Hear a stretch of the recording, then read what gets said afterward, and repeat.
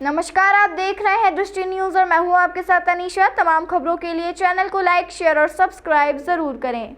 गंजबासौदा के ग्राम हथौड़ा में कथा के दौरान जगतगुरु रामभद्राचार्य जी ने कहा कि कथा और यज्ञ को व्यवसाय का साधन मत बनाइए। यह पैसा प्राप्त करने के लिए नहीं बल्कि ईश्वर से मिलाने का साधन है। साधु भगवान के लिए घर छोड़ता है, ना कि पैसे के लिए। उन्होंने आगे कहा कि मैं पैसे के लिए साधु नहीं बना हूँ। क्षेत्र में नशे के बढ़ते चलन पर प्रहार करते हुए जगत गुरु ने अपनी कसम देते हुए कहा कि मैं बासौदा तभी आऊंगा कि जब यहाँ के युवक नशे से मुक्त हो। यह क्षेत्र नशे के लिए बदनाम होता जा रहा है, जो कि चिंता का विषय है। नशे की लत में आकर आप भी बर्बाद होंगे और आपका परिवार भी। इसलिए इस मंच से मेरी अपील है कि युवा पीढ़ी नशे से दूर हो।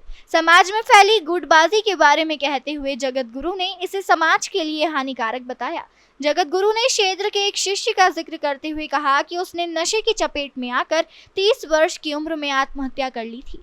शुक्रवार को 6वें दिवस जगत गुरु ने कथा के प्रारंभ में कहा कि मैं यहाँ यजमान चालीसा नहीं, हनुमान चालीसा पढ़ने आया हूँ। जगत गुरु की जो मर्यादा होगी वह मैं इस मंच से सुनाऊंगा। आयोजनकर्ता को अपनी व्यापारिक बुद्धि बंद करना पड़ेगी और भजन बढ़ाना पड़ेगा। जगत गुरु ने क्षेत्र के विकास को लेकर अपनी पीड़ा जाहिर की। उन्होंने हनुमान कथा सुनाते हुए सुंदरकांड की विभिन्न चौपाइयों पर विस्तार से प्रकाश डाला। उन्होंने कहा कि जब हनुमान जी लंका में पहुंचे तो विभीषण का घर देखकर उन्हें विश्वास हो गया था कि उनका कार्य अब सिद्ध हो जाएगा और उन्हें माता सीता का पता मिल गया है। विभीषण के घर के बाहर तुलसी का बिरवा और धनुष बाण के चिन्ह बने हुए थे।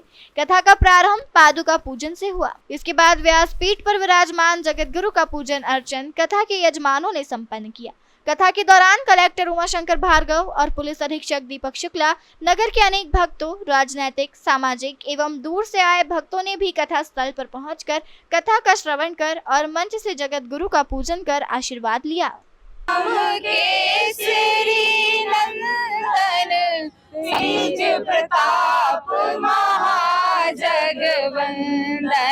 शंकर स्वयं केशरी नंदन तेज प्रताप महाजगवंदन श्री राम जय राम जय जय राम श्री राम जय राम जय जय राम।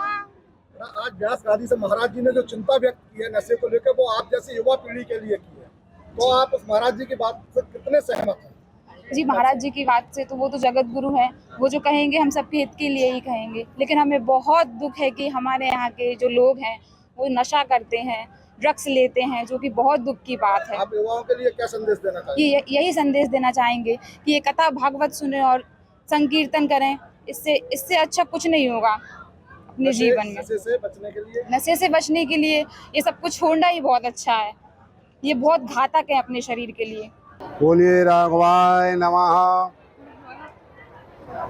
और जितने ज्ञानी, ज्ञान के बल की भंडार हैं रामभद्राचार्य जी, मगर आज का दिन थोड़ा सा उनको दुखी देखकर मन बहुत दुखी हुआ है। और उनका कहना भी सही है, थोड़ी हम लोगों की व्यवस्थाओं में कमी रह गई है, मगर ऐसे ज्ञानी पुरुष के हमारे बासौदा में पे तो संत नाराज नहीं होते। संत की नाराजगी ये बताती है कि व्यवस्थाओं में काफी गड़बड़ रही है। अब आपने सुना है, आपको पता है, मैं क्यों कहूँ उस बात को, किसके कारण है क्या है। मगर ऐसे ज्ञानी पुरुष के हमारे यहाँ जगत गुरु के, जो वास्तव में हमारे हिंदुओं के पूरे जहाँ भी निवास करते हैं सबके जगत गुरु हैं, उनके चरण हमारे बासौदा में पड़ना ये हमारे लिए बहुत बड़े सौभाग्य की बात है। और मैं प्रभु राम से प्रार्थना करूँगा कि जगत गुरु हम सबको माफ़ करें और फिर हमारे शहर में रामभद्राचार्य जी ने आज जो एक संदेश दिया व्यास गादी से, गंजबासौदा में बढ़ते नशे को लेकर उन्होंने गहरी चिंता व्यक्त की। क्या बिल्कुल सही बात है। मैं यही कहना चाहता हूँ कि ख़ास तौर से बासौदा में ड्रग्स इतना ज़्यादा पेट कर चुका है कि गांव में भी मेरे को कई लोग मिलते हैं जब मैं देखा हूँ, तो इस पर कंट्रोल होना चाहिए और ये हम सब लोगों के सहयोग से ही हो पाएगा। इसके लिए जो भी युवा हैं उनको जब तक हम कोई काम नहीं देंगे, खाली, हमारे यहाँ कहावत है, खाली दिमाग शैतान का घर होता है, तो अगर आदमी के पास काम होगा, कोई भी काम हो, कोई काम मतलब कोई धन उपार्जन का ही काम नहीं होता, किसी भी काम में लगाएं, बहुत सारे ये सब बातें तो हो जाएंगी, लेकिन आप इससे पहले मुझे ये बताइए कि उन्होंने जो कहा है शंकर सुमन वाली चौपाई, शंकर सुमन नहीं, शंकर सुम केसरी नंदन, आप 6 दिन में यशपाल जी जी हाँ, तो आप उसको चौपाई थोड़ा गा के बताएं। शंकर स्वयं केसरी नंदन, जय प्रताप महाजगवंदन। क्या मतलब निकला इसका? स्वयं जो हनुमान जी हैं वो शंकर भगवान है उनका अवतार जी। अरे एक तरह स्वयं है, उनमें 11 रुद्र हैं। अपने 7 रुद्रों की तो उन्होंने चर्चा कर दी, 8 रुद्रों की चर्चा कर दी है। उन्होंने बताया प्रमाण के साथ कि उनमें 8 रुद्र किस तरह समाहित हैं, 3 रुद्र और वो हमें कल बताने वाले हैं।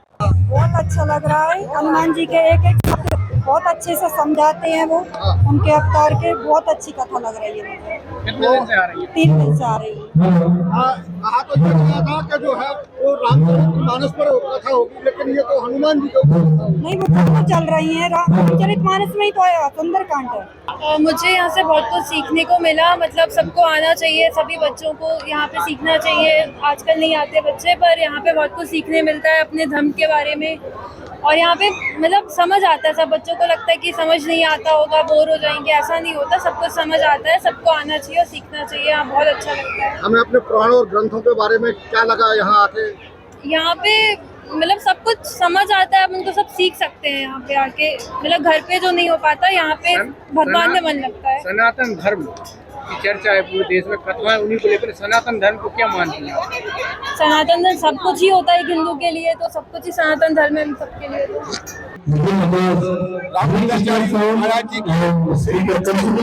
हनुमान तथा राम कथा जो सुनाई जा रही है वो बड़ी रमणीक एवं मनुष्य को अपने जीवन में उसी प्रकार से आचरण होना चाहिए जिस प्रकार से हनुमान जी ने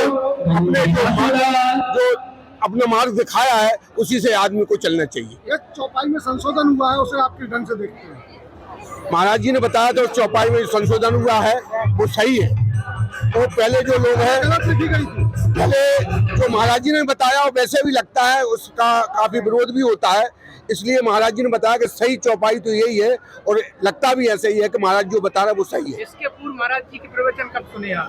मैं पहली बार वासुदाम महाराज जी आए और मैंने पहली बार ही वासुदाम में उनके प्रवचन सुना। तो ये चौपाई हमारे ग्रंथों में गलत लिखी हुई थी? नहीं, ऐसा अपन तो नहीं कह सकते, लेकिन महाराज जी जो बता रहे हैं कि उसको इस ढंग से पढ़ना चाहिए। अब छाप जो प्रेस होता है उसकी तरफ से कोई मिस्टेक हुई हो तो अपन नहीं कह सकते। मतलब लगता तो ऐसे कि प्रेस की कोई मिस्टेक, और उसका समझने का भी अर्थ भी